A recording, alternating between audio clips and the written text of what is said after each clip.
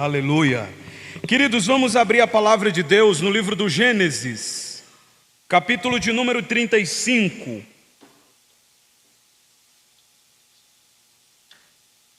Nós vamos ler dos versos 1 até o verso de número 7, mas nós já comentamos o verso de número 1. Então hoje nós começaremos a exposição a partir do verso 2. Vamos ler o texto que nós escolhemos para esse tema, todo dos versos 1 a 7. Gênesis 35, versos 1 a 7. Só os que acharam, digam amém. Disse Deus a Jacó: levanta-te, sobe a Betel e habita ali. Faze ali um altar ao Deus que te apareceu quando fugias da presença de Esaú, teu irmão. Então disse Jacó à sua família e a todos os que com ele estavam: lançai fora os deuses estranhos que há no meio de vós. Purificai-vos e mudai as vossas vestes. Levantemo-nos e subamos a Betel. Farei ali um altar ao Deus que me respondeu no dia da minha angústia e me acompanhou no caminho por onde andei. Então deram a Jacó todos os deuses estrangeiros que tinham em mãos e as argolas que lhes pendiam das orelhas. E Jacó os escondeu debaixo do carvalho que está junto a Siquém. E tendo eles partido, o terror de Deus invadiu as cidades que lhes eram circunvizinhas, e não perseguiram aos filhos de Jacó. Assim, chegou Jacó à luz, chamada Betel, que está na terra de Canaã, ele e todo o povo que com ele estava, e edificou ali um altar, e ao lugar chamou El Betel, porque ali Deus se lhe revelou quando fugia da presença do seu irmão. Quem diz amém, meus irmãos? Oremos. Senhor Deus, estamos diante da Tua palavra, dando continuidade a essa série de exposições no capítulo 35 de Gênesis. E oramos para que mais uma vez o Senhor use a nossa vida como instrumento Teu, para que possamos ouvir a Tua voz através da Tua palavra, em nome de Jesus, amém. Queridos, como vocês sabem, o nosso tema é a restauração da família de Jacó. E o primeiro ponto que estava contido no versículo de número 1 era a restauração da família ocorre pela palavra de Deus. Nós já comentamos. O nosso segundo ponto que começaremos hoje, ele está consubstanciado nos versículos 2 a 5. E tem aí como título que eu nomeei, para que os irmãos me acompanhem: a restauração da família ocorre pela obediência à palavra de Deus. Os irmãos estão lembrados que depois que Deus ele fala com Jacó, no verso de número 1, ele lembra a Jacó acerca dos acontecimentos do passado, de como Deus esteve com ele e o livrou das mãos do seu irmão Esaú. Mas Deus também trouxe uma outra lembrança a Jacó, que foi a respeito do voto que Jacó havia feito há mais de 20 anos atrás, mas ainda não havia cumprido com o seu voto. Então Deus ordena que Jacó tome uma atitude, volte a Betel para adorar ao Senhor, e ali ele cumpra o voto que havia feito. E as 4 ordens de Deus que nós estudamos no culto passado está no verso de número 1. A primeira é levanta-te, diga comigo, levanta-te. A segunda é sobe a Betel, diga sobe a Betel. A terceira é habita ali. E a última é faze ali um altar ao Deus que te apareceu. Então Deus dá aqui essas 4 ordens a Jacó. E eu disse aos irmãos que a volta de Jacó para Betel não era apenas uma volta geográfica, mas era uma volta espiritual.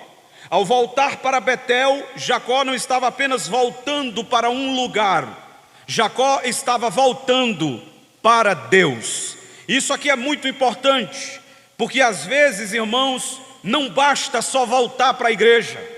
Existem pessoas que voltam para a igreja, mas não voltam para Deus. E não é importante voltar só para um lugar. Nós não somos como os adoradores de ídolos, que precisam de lugares geográficos para adorar. De acordo com João capítulo de número 4, nas palavras do próprio Jesus, nós somos adoradores de Deus, que adoram em espírito e em verdade, independente do lugar. Então não basta voltar apenas para a igreja, é necessário voltar para o Deus da igreja. A restauração começa quando nós voltamos para Deus. A transformação do filho pródigo não se deu só pelo fato dele ter voltado para a casa do pai. A restauração do filho pródigo se deu porque ele voltou para os braços do pai. Então Jacó aqui, ele não está voltando só para um lugar, Betel, mas ele está voltando para Deus. Ele havia se distanciado de Deus, ele havia se afastado de Deus, mas agora Deus ordena que ele volte. Isso aqui é muito bonito, irmãos, porque dentro desta informação nós temos claramente a misericórdia de Deus sendo manifesta.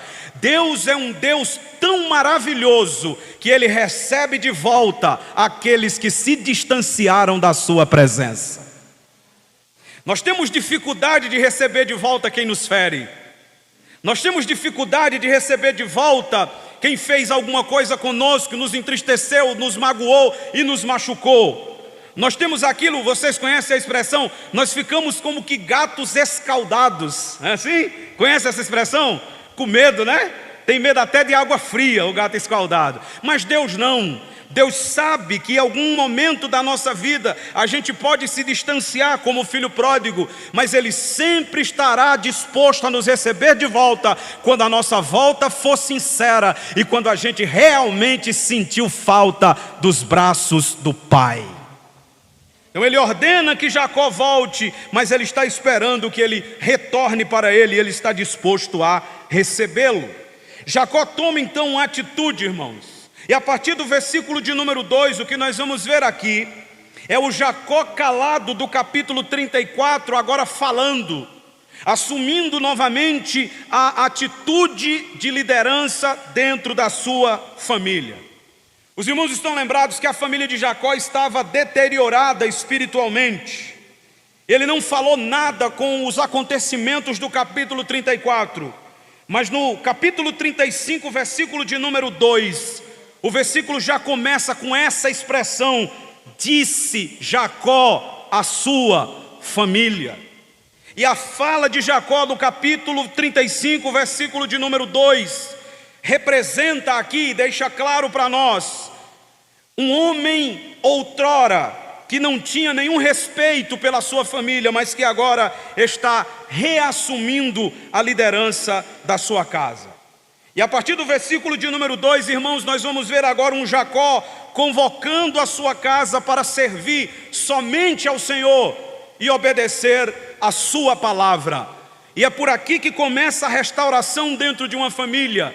É quando as lideranças que estavam caídas, as lideranças que não existiam mais ou não exerciam mais o seu papel de liderança, agora eles reassumem a liderança, agora eles convocam a casa, a família, os membros, para servir de novo ao Senhor e obedecer a sua palavra. É aqui que começa a restauração da família de Jacó. Primeiro, quando Deus fala através da sua palavra, e segundo, quando os membros da família estão dispostos a obedecer a palavra de Deus. Porque não basta apenas ouvir Deus falar, é necessário que nós obedeçamos e sigamos conforme as orientações daquilo que Deus falou. Vejam aqui que a primeira coisa que nós podemos observar é Jacó assumindo o compromisso como líder da família para conduzir a sua casa a Betel, a fim de adorar somente ao Senhor. E a atitude de Jacó aqui, irmãos, é muito semelhante à atitude de Josué, que infelizmente é um texto muito mal compreendido no meio evangélico. E eu peço que os irmãos abram as suas Bíblias comigo, por favor, no livro de Josué, capítulo 24, versículos 14 e 15. Ah, irmãos, como esse texto é mal compreendido. Vejam, Josué, capítulo 24, versículo 14 e 15. Vamos entendê-lo corretamente agora. Enquanto os irmãos estão aí procurando Josué 24, deixem-me lhes dizer o que é que está acontecendo no capítulo 24. O capítulo 24 trata a respeito do momento em que Josué está se despedindo do povo. O versículo de número 1 diz que Josué está trabalhando aqui com as lideranças do povo de Israel, com os cabeças, com os juízes, com os oficiais. E ele vai convocar essas lideranças diante de Deus. E é dentro desse contexto, numa fala de Josué para os líderes de Israel, que está esse versículo que é tão conhecido, mas como eu disse, muito mal interpretado por alguns. No verso de número 14 ele diz assim: agora pois, temei ao Senhor e servi-o com integridade e com fidelidade. Olhe para cá.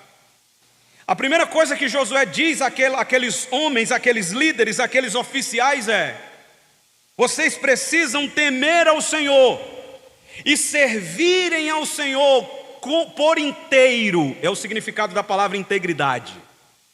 E a primeira coisa que nós aprendemos aqui, irmãos, é que Deus não aceita um serviço pela metade. Ou serve a Deus por inteiro, ou não serve de jeito nenhum. Não dá para servir a Deus no domingo e passar a semana inteira servindo ao diabo. Não dá para servir a Deus janeiro, fevereiro, março, abril, maio e em junho servir ao Satanás no São João de Petrolina. Ou serve por inteiro, ou não serve de jeito nenhum. Deus não aceita serviço pela metade. Deus nos quer servindo a Ele por inteiro e de coração completo. Então a primeira coisa que Josué diz: ou serve com integridade, ou serve com espírito, alma e corpo, ou nem adianta servir. Deus não aceita serviço pela metade. Segundo, fidelidade. Sirvam a Deus, temam ao Senhor com fidelidade. A palavra aqui significa sendo fiel a Deus. E só dá para ser fiel quem é íntegro, quem é inteiro. E como é que faz isso? Olha o que ele diz aqui. Vocês vão ver que é muito semelhante com o que nós estamos estudando. Deitai fora os deuses aos quais serviram vossos pais da além do Eufrates e no Egito, e servi ao Senhor. Agora veja o verso 15. É aqui que o povo erra na interpretação. Porém, se vos parece mal servir ao Senhor, escolhei hoje a quem sirvais, se aos deuses a quem serviram vossos pais que estavam da além do Eufrates, ou aos deuses dos amorreus em cuja terra habitais. Eu e a minha casa serviremos ao Senhor. Glória a Deus. Sabe qual é o erro da interpretação desse texto? É que as pessoas pegam esse texto como se fosse uma promessa de Deus. Já ouviram isso? Toda a minha família vai ser salva porque eu estou debaixo da promessa. Eu e minha casa serviremos ao Senhor. Só que não é isso que o texto está dizendo. Essa não é uma promessa de Deus de que toda a nossa família vai ser salva, porque a salvação é individual. Ninguém é salvo agarrado nas pernas de alguém da família. Esse texto aqui, irmão, não é uma promessa de Deus que sua casa vai ser salva. Esse texto aqui é um comprometimento que Josué, o líder da família, o cabeça do lar, está assumindo com Deus. Entenderam a diferença? Aqui não é uma promessa que toda família de crente vai ser salva, não. Aqui é um pai de família. Lembra, o texto fala de liderança. Josué está dizendo: como líder da minha casa, eu decidi que lá na minha casa não tem espaço para deuses pagãos. Na minha casa só Deus é adorado, porque na minha casa eu e a minha família só vamos servir ao Senhor. Então aqui não é uma promessa de Deus para Josué, é Josué assumindo um compromisso diante de Deus, que como líder da sua casa, ele vai conduzir toda a sua família para o serviço de Deus. Entenderam agora? Esse é o significado aqui. É a mesma coisa que Jacó está fazendo agora, assumindo o compromisso de liderança. Irmãos, como disse, a salvação é individual. Cada membro da família precisa ter a sua própria experiência de salvação com Deus. Mas é muito bom quando o líder da casa, quando o pai de família, ele assume o compromisso de liderança onde ele e a sua casa sirvam ao Senhor. Porque um ambiente onde os pais servem a Deus influenciará poderosamente a vida dos filhos para que eles sejam salvos e também sirvam ao Senhor. Porque o problema desse texto aqui é que o povo lê a última parte como se fosse uma promessa de Deus, desprezando o contexto. Aí não vem para a igreja, não ora, não se santifica, não lê a Bíblia, não faz nada. Mas eu tenho promessa, eu e minha casa serviremos ao Senhor. Não, querido, é o contrário. Aqui o texto está nos ensinando a tomar uma atitude de assumir um compromisso de servir só o Senhor. Quem aqui está disposto a servir somente ao Senhor, diga amém. É o compromisso. Então, volte para Gênesis 35. Eu já disse aqui aos irmãos no culto de ensino, mas eu falava mais isso na antiga escola de fundamentos, os irmãos vão lembrar. Textos muito conhecidos não significam que eles são muito compreendidos. Lembram dessa frase dos alunos? É porque parece que quanto mais conhecido, mais mal compreendido. Mas o capítulo 35, versículo 2 é Jacó fazendo a mesma coisa que Josué se predispôs a fazer no capítulo 24.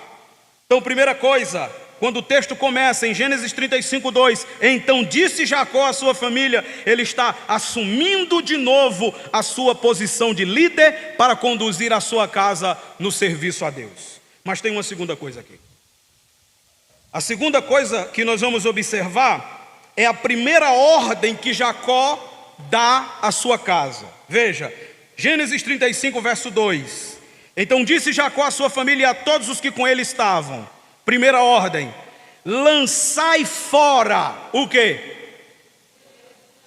Os deuses estranhos. Que há aonde, irmãos? Que há no meio de vós, que há no vosso meio. Para que houvesse a restauração na família de Jacó, eles deveriam remover das suas casas tudo aquilo que era ofensivo a Deus. Tudo. Você sabia que tem crente, irmão, que é batizado, que participa dos cultos, mas ainda tem nas estantezinhas da casa imagem de escultura? Vocês sabiam disso, irmão? Eu não posso me desfazer porque foi minha mãe que me deu, foi minha avó que me deu. Pois se desfaça, porque é deuses estranhos e na sua casa só tem espaço para o Deus vivo e verdadeiro. Tem que remover, irmãos, tem que tirar da casa aquilo que é ofensivo a Deus. Há outros que, mesmo estando na igreja há muito tempo, ainda tem lá nas suas prateleiras garrafa de cachaça, litro de cana. Aí o cara chega na casa do irmão, tem um bar. Meu Deus do céu, entre aonde? No inferno, foi? Não, meu irmão, não representa a cultura do céu. Se na sua casa, talvez não tenha na casa dos irmãos, mas talvez alguém que está me assistindo tenha isso aí. Se na sua casa tem, ganhei do meu patrão, ganhei não sei de quem, ganhei não sei mais de quem. É o litro bonitinho, irmão, é a questão do artesanato. Jogue fora hoje, tenha na sua casa apenas aquilo que representa a cultura do céu. Tem que remover, irmãos. Eram apenas objetos, mas aqueles objetos eram ofensivos a Deus. Tem que remover, tem que lançar fora. A nossa casa não é lugar de anátema, de coisas amaldiçoadas, irmãos. A nossa casa é santa. O que entra lá tem que representar a cultura do céu. Quem diz amém? Muito bem. Agora é estranho notar aqui que esse povo que conhecia os feitos do Senhor, irmãos, ainda estivesse adorando ídolos. E o mais estranho ainda é notar que Jacó estava tolerando, no meio da sua casa, ídolos, imagens de escultura. É estranho, não é?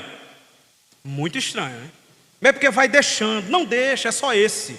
Aí com esse vem mais outro, com outro vem mais outro, e daqui a pouco a casa está lotada. Não convém que seja assim. Esse texto nos ensina, irmãos, que não basta trazer filhos para a igreja, não basta só vir para a igreja, ou falar para a esposa que Deus é grande, que Deus é maravilhoso. É necessário estarmos atentos se dentro da nossa casa os nossos não estão adorando ídolos lá. É necessário vigiar, olhar as visualizações do celular do seu filho, ver se ele não tem como ídolos pessoas. É necessário examinar de perto. Admiração é uma coisa, idolatria é outra. Tem filho de crente que conhece o nome do jogador da seleção brasileira tudinho, mas não conhece um discípulo de Jesus. Tem ou não tem? Tem. É necessário vasculhar, é necessário examinar o que é que esse menino está adorando, o que é que essa menina está adorando. É necessário fazermos esse autoexame. Hoje nós estamos tendo um problema sério, irmãos. A gente acha que só vir para a igreja é o suficiente, mas nós temos que entender que aqui na igreja é muito fácil ser crente. Aqui na igreja é muito fácil adorar a Deus, mas e na casa, no quarto, de porta trancada, quem é o Deus que está sendo adorado lá? Quem é? E nós temos que examinar. Às vezes, irmãos, pessoas que convivem conosco estão cultivando dentro da nossa própria casa ídolos, e a gente muitas vezes fica que nem Davi, que quando saiu corrido de Saul foi substituído por um ídolo. A mulher dele tinha um ídolo dentro de casa e parece que ele nem sabia. Já imaginou? Acho que Davi deve ter pensado: eu sou um adorador em Israel, eu sou alguém que canta, que adora somente a Deus, minha casa também é. Mas não é bem assim não. Davi era um homem de intimidade com Deus, Davi era um homem que adorava somente a Deus, mas ele era casado com uma praga que adorava ídolos. Vamos ver isso na Bíblia? Primeiro livro de Samuel, capítulo 19. Veja, primeiro livro de Samuel, capítulo 19, versículo de número 11 a 16. Irmão, se a gente perguntar num culto de domingo à noite, quem quer que a família seja restaurada? Aí, glória a Deus. Mas quando a gente diz assim, quem quer fazer o que tem que ser feito? Porque o que nós estamos vendo aqui é que a família foi restaurada, mas tem umas coisas que precisam ser feitas, né? Veja, 1 Samuel capítulo 19, primeiro livro de Samuel capítulo 19, versículo 11 a seguir. Saul está procurando matar Davi. Veja o que acontece. E sucedeu que ao outro dia Saul dividiu o povo em 3 companhias, que pela vigília da manhã vieram para o meio do arraial e feriram Amon. Desculpem, estou lendo o texto errado. Estou lendo o capítulo 11, perdão. Capítulo 19, versículo 11. Agora vai. Primeiro livro de Samuel, capítulo 19, versículo 11. Porém Saul naquela mesma noite mandou mensageiros à casa de Davi, que o vigiassem para ele o matar pela manhã. Disto soube Davi por Mical, sua mulher. Ele disse: se não salvares a tua vida esta noite, amanhã tu serás morto. Então Mical desceu Davi por uma janela, e ele se foi, fugiu e escapou. Versículo 13. Mical tomou o que, irmãos? Um ídolo do lar. Um terafim, né, no hebraico. Um ídolo do lar, e o deitou na cama, e pôs-lhe à cabeça um tecido de pelos de cabra e o cobriu com um manto. A sequência do texto é simples. Ela salvou a vida do seu marido, mas fez isso lançando mão da idolatria. Botou um ídolo lá na cama de Davi. Complicado, né? A mulher era casada, irmão, com um dos maiores adoradores de Israel, e a praga ainda estava adorando o ídolo. Só para mostrar que a salvação é individual. Tinha ídolos dentro da casa de Davi, e parece que Davi estava relaxado quanto a isso. Irmãos, nós não podemos baixar a guarda dentro das nossas casas. Quem é o Deus que está sendo adorado lá? quando as portas estão fechadas e quando nós estamos só a gente lá dentro. Quem é o ídolo que está lá? Quem é que toma o primeiro lugar de Deus lá? Quem é que está lá? Ainda há orações nas casas dos crentes, será? Ainda há louvores nas casas dos crentes? Ainda há leitura da Bíblia? Ou só o que tem lá é o tempo todinho o povo com a cara no celular? O celular em si não é problema, irmãos, mas se ele se tornar um objeto de idolatria, aí é um problema. O que eu mais vejo aqui na igreja é crente esquecendo Bíblia, mas eu nunca vi esquecer um celular. E se esquecer, volta na mesma hora. É assim ou não é? Mas a Bíblia fica aqui. Tem vezes que dá vontade de pegar e distribuir no meio da rua evangelizando. Aí quando disser assim, irmão Márcio, eu ouvi dizer que você deu minha Bíblia. Eu dei porque você não queria. Você deixou foi na igreja, então tem gente que quer. Tem gente que lê a Bíblia ainda, sabia disso? Eu não estou falando aqui uma eventualidade que você está aqui trabalhando na igreja, pode ser que você esqueça aqui, mas que pelo menos sinta falta. E outra coisa, eu vou dar até uma dica daqueles que não ligam muito para ler Bíblia. Não bote seu nome não, que eu sei quem é. Aí fica pior. Irmão, teve um dia que deixaram uma Bíblia aqui, é claro que eu não vou dizer o nome.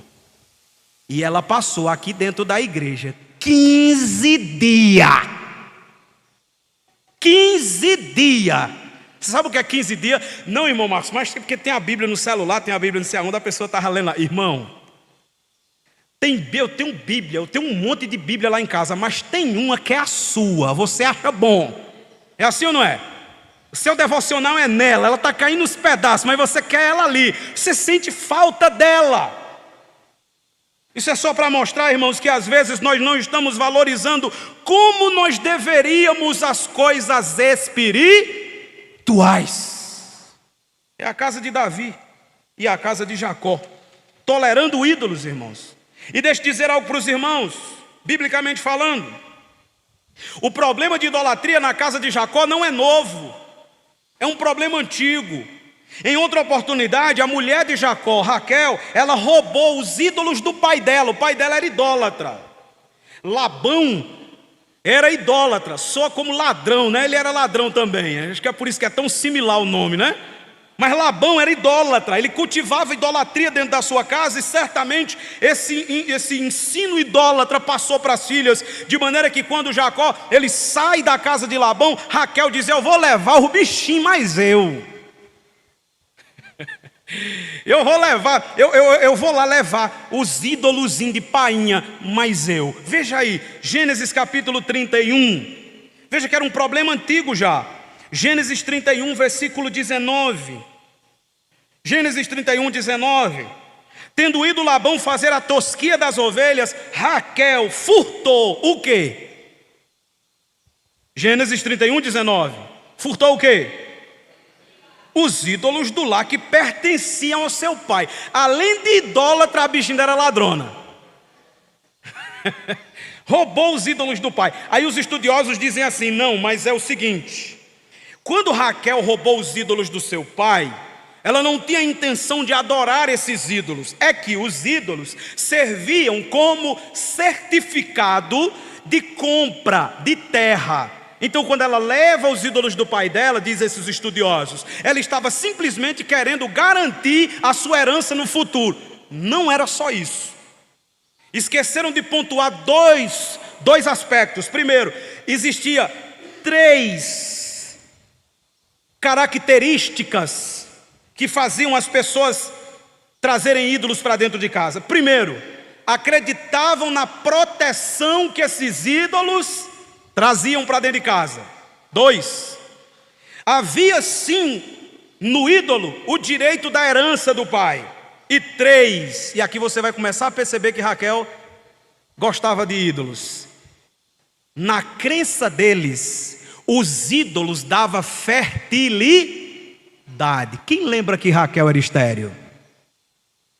Então ela não está levando só para direito de terra não, irmão. Ela está levando porque ela acredita que existe algum tipo de poder para proteger a sua casa. Existe o direito da terra, mas existia também na cabeça de Raquel a possibilidade de ela, que era estéril, dar à luz a filhos.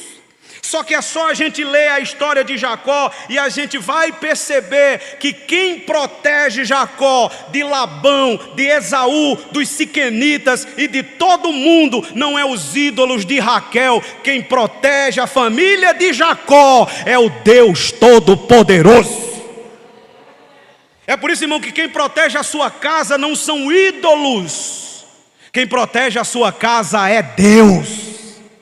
Segundo, quem enriqueceu Jacó não foi a herança de Labão, quem enriqueceu Jacó foi Deus, porque do Senhor é que vem tanto a força para a gente trabalhar, como as bênçãos como fruto do nosso trabalho. E em último lugar, quem abriu a madre de Raquel não foi o ídolo de Labão. Quem abriu a madre de Raquel foi Deus, porque a Bíblia diz que Deus faz a estéril ser mãe de filhos. Há um contraste aqui extraordinário. Mas ela pega os ídolos e leva para casa. E depois ela mente, porque o pai dela vai atrás, que era outro adorador de ídolo. Aí ela bota debaixo dela, assim em cima do camelo, e diz: não mexa não, eu estou naquele dia. Para poder esconder o ídolo, porque ela não queria saltar de jeito nenhum. E esse ídolo de Raquel, junto com os outros ídolos que estavam sendo guardados dentro da casa de Jacó, eles caminham com eles até aqui, ó, capítulo 35. Isso é lamentável, né, irmão? O que Deus estava fazendo na vida de Jacó e na vida da sua família, mas mesmo assim, esse povo ainda estava recebendo as bênçãos de Deus do lado, mas servindo aos ídolos do outro. E isso, irmãos, é abominável a Deus. Os antigos diziam: ou é, ou não é. Irmão, é uma coisa tão simples, mas tão profunda, né? Ou é ou não é. E isso aqui que a família de Jacó fez influenciou tanto o povo de Israel, que lá na frente, os samaritanos que vão descender desse povo aqui também, eles vão continuar fazendo a mesma coisa, temendo a Deus e servindo aos ídolos. Veja na sua Bíblia, veja. Segundo livro dos Reis, veja isso. Veja que o nosso comportamento influencia, irmãos, gerações. Segundo livro dos Reis, veja aqui o culto místico dos samaritanos. Veja na sua Bíblia. Segundo livro dos Reis, capítulo de número 17. Segundo, viu? Segundo Reis, capítulo 17, versículo 40 e 41.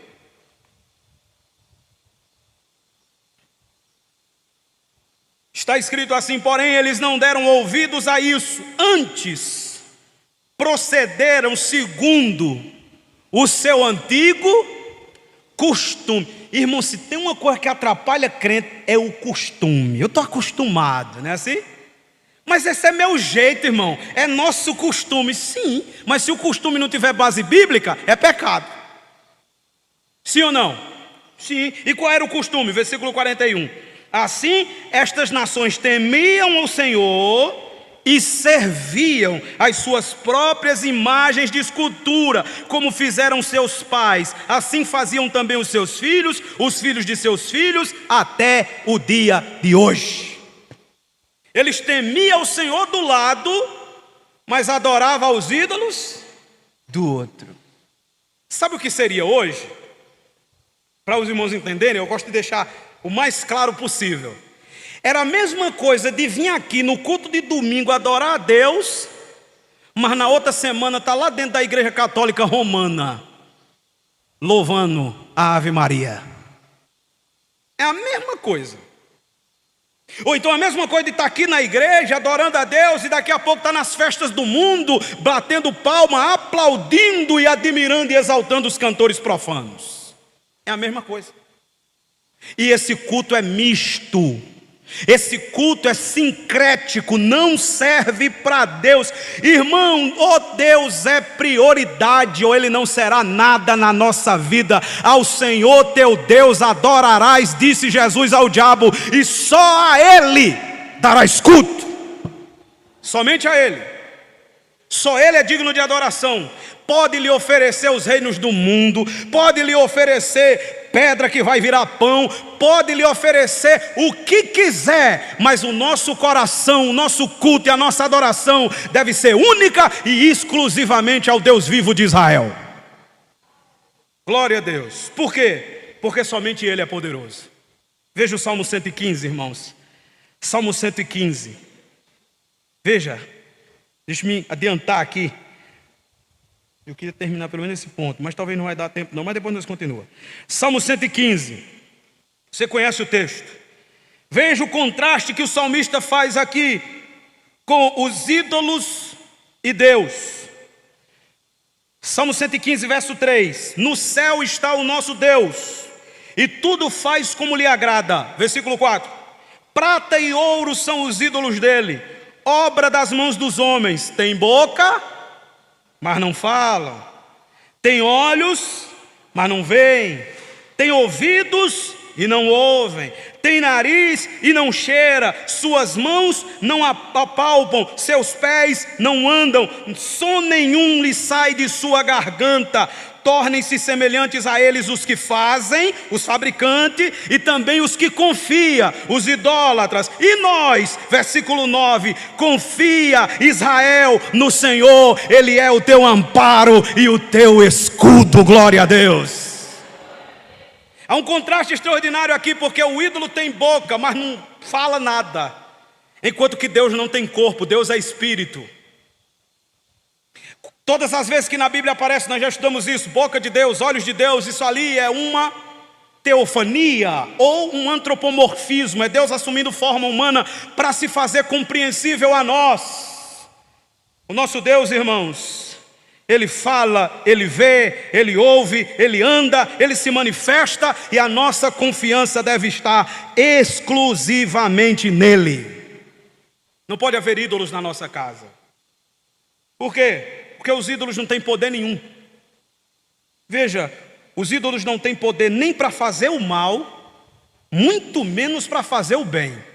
Abra sua Bíblia em Jeremias capítulo 10. Veja, Jeremias capítulo 10. É bom isso aqui, porque às vezes você tem um ídolozinho lá na sua casa, aí lhe ensinaram lá da igreja de onde você veio, que se você quebrar, você vai ser amaldiçoado. Aí tem gente que faz, sabe o quê? Pega o ídolo e diz assim, eu não vou quebrar não, eu vou dar. Parabéns, você se tornou um comerciante de idolatria. Ou então está dando presentes idólatras, né? Porque tem medo de que fazer mal. Tem medo, meus irmãos, os mais velhos botavam tanto temor na gente, né? Menino não pode, né? Eu era um menino tão bom que eu passava dando língua. As imagens, dava língua. Aí minha avó dizia, eu não faço isso não, que eles vão cortar a sua língua. Vamos ver agora que eles não têm poder para fazer nada. Veja aí, Jeremias também não é para sair dando língua aos santos, irmão, que isso é coisa de doido ou menino ruim. Eu é porque era ruim mesmo. Eu espero que meu filho não seja como eu em nada, seja quietinho como a mãe, meu Deus. Jeremias capítulo 10, versículo 1 em diante, veja o que diz. Ouvi a palavra que o Senhor vos fala a vós outros, ó casa de Israel. Assim diz o Senhor, não aprendais o caminho dos gentios, nem vos espanteis com os sinais nos céus, porque com eles os gentios se atemorizam.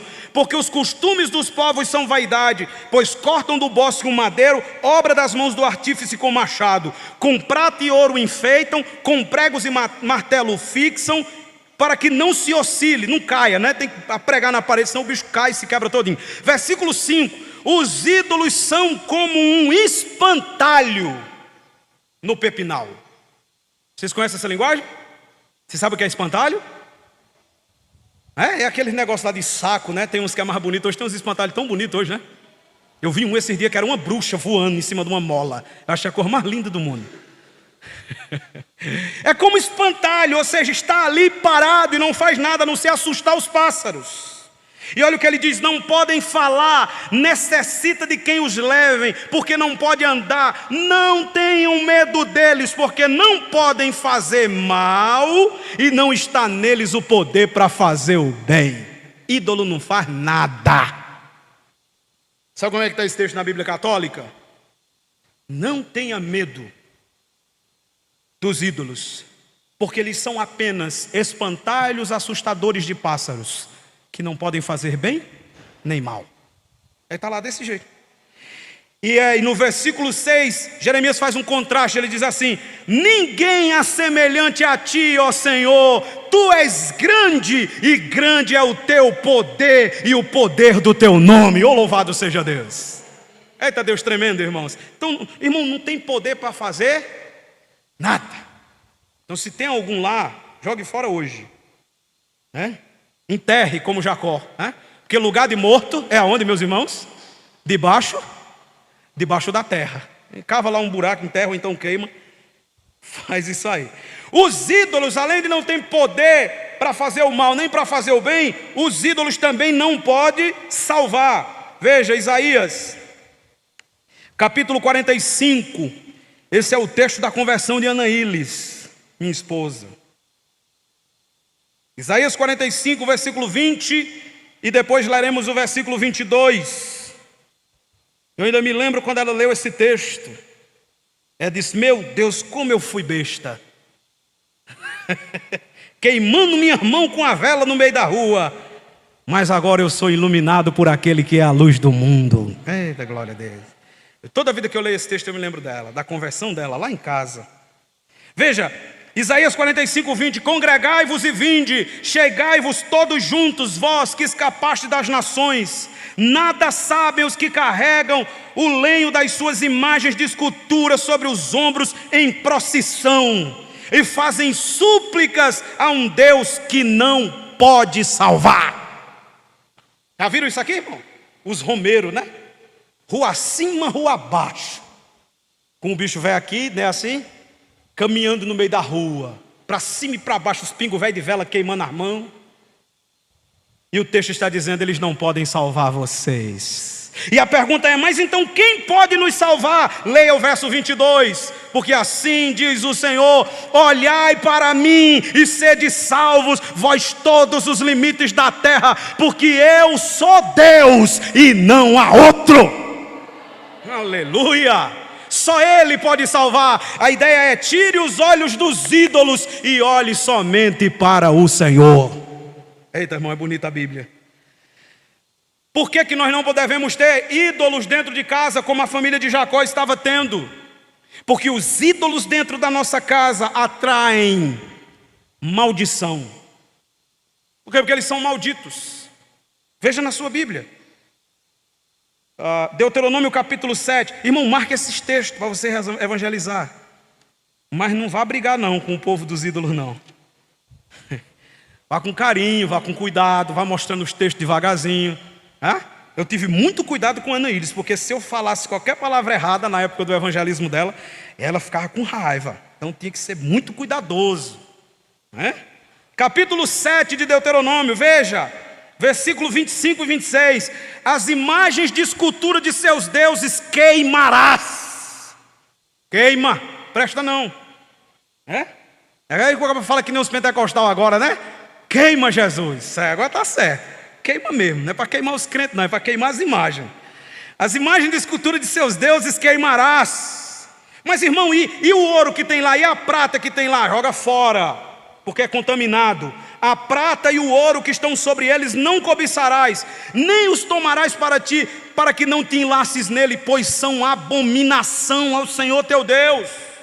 Não meterás coisa abominável em tua casa, para que você não seja amaldiçoado semelhante a ela. De todo a detestarás e de todo a abominarás, porque é amaldiçoada.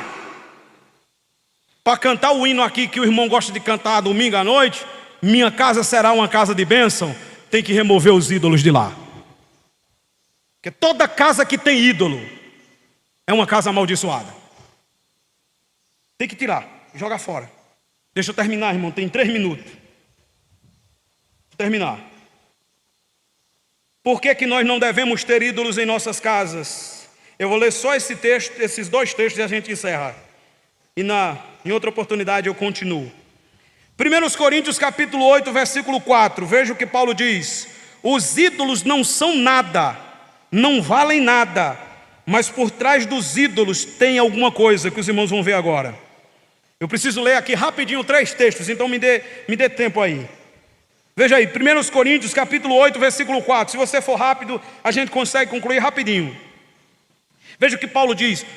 1 Coríntios 8, 4. No tocante à comida sacrificada a ídolos, sabemos que o ídolo de si mesmo nada é no mundo, e que não há senão um só Deus. Então Paulo diz, se o ídolo não é nada, não significa nada para nós, é apenas um boneco de barro, de gesso, de madeira, não é nada. Porém, Satanás se aproveita da idolatria para se manifestar por trás do ídolo. De maneira que o ídolo não é nada, mas eles representam os demônios. Interessante, né, irmão? Aquilo que o povo chama de santo, a Bíblia chama de demônio. Irmão Marco, onde é que está isso, irmão? Vai, irmão, vai. 1 Coríntios capítulo 10, veja. 1 Coríntios capítulo 10, um capítulo à frente. Versículo 19 e 20. Que digo, pois, que o sacrificado ao ídolo é alguma coisa? Ou que o próprio ídolo tem algum valor? Verso 20. Antes digo que as coisas que eles sacrificam é aos demônios que as sacrificam e não a Deus. E eu não quero que vos torneis associados com os demônios. Veja que coisa forte, irmãos. Os ídolos não são nada. Mas Paulo diz que quando alguém dá uma oferta ao ídolo, quando alguém faz um sacrifício ao ídolo, na realidade ele está fazendo a quem? Ao diabo, a Satanás, ao demônio. Último texto, eu queria ler uns 500, mas é o último mesmo. Depois a gente lê o resto. Veja aí, Apocalipse 9, versículo 20. Aqui já fala da grande tribulação. E os irmãos vão ver que na grande tribulação tem um bocado de gente que ainda não vai se arrepender. E mesmo sofrendo os piores flagelos que o ser humano possa imaginar, eles ainda vão continuar adorando os ídolos, e adorando os ídolos eles estão adorando os demônios. Veja, Apocalipse 9, 20. Aqui é o toque da sexta trombeta, que eu não tenho tempo de explicar aqui o que é. Os outros homens, aqueles que não foram mortos por esses flagelos, não se arrependeram das obras das suas mãos, deixando de adorar o quê?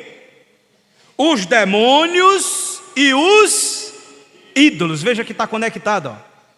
Adoração a ídolo, adoração é demônio, de ouro, de prata, de cobre, de pedra, de pau, que nem podem ver, nem ouvir, nem andar. Aí veja o 21. Nem ainda se arrependeram dos seus assassínios, nem de suas feitiçarias, nem da sua prostituição, nem dos seus furtos. Sabe por quê? Porque todo adorador de ídolos também acredita na feitiçaria. Pode olhar, vá na casa de um feiticeiro. O que mais tem lá é ídolos, e é o mesmo. Pode ir lá, está cheio lá. Meus irmãos, era esse tipo de coisa que estava sendo cultivada dentro da casa de Jacó. Ídolos que não serviam para nada, mas que representavam entidades demoníacas. E é por isso que Jacó assume a liderança, dizendo: bora tirar esses ídolos daqui de casa. A partir de agora, aqui dentro de casa só tem lugar para o Deus que me livrou no dia da angústia. Fique de pé, glória a Deus.